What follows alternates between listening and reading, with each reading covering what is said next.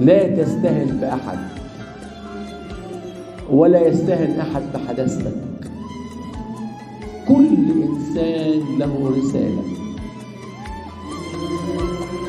أنا فرحان إن زكريا لم يتعامل مع هذا الرضيع كأنه زي ما بيقولوا كده بالبلد بتاعنا حتة لحم. كلام فاضي طبعا. حتة لحم إيه؟ يقول لك مامتهم سابتهم هم حتة لحم. إيه حتة لحم دي؟ ده كيان، ده إنسان فيه روح الله. حينما تتعامل مع ابنك أو بنتك أو مع الآخر إنه كيان له كرامته وله مجده، أنت على حق تماما. ارمي البذرة وربنا هو اللي ينميها.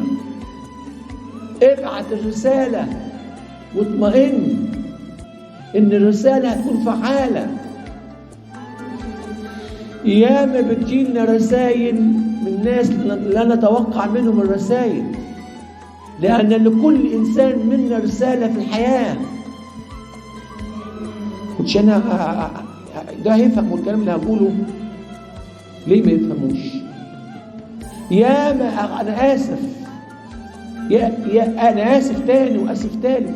ياما بيجون بخاطرك أقول يا رب طب يا ترى الناس فاهمة ولا مش فاهمة؟ مش مهم انك انت تسأل السؤال ده. في روح الله ولا يفهم؟ المهم انت فاهم ولا مش فاهم برضه. قول الكلمة وسيب سيدك هو اللي يشغلها، لأن كلمة الله حية وفعالة. لا تكتم الشهادة، ما تكتمش الكلمة. الكلمة في فمك، الكلمة قريبة منك. قول الكلمة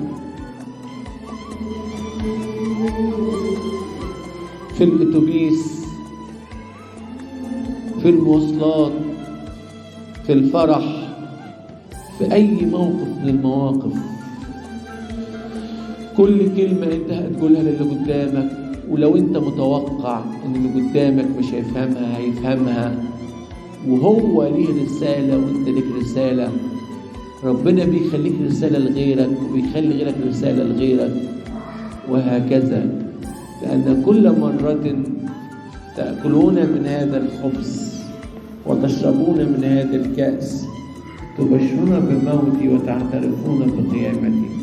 هل كل مرة تأكلون من هذا الخبز تبشرون بموتي؟ هل لك رسالة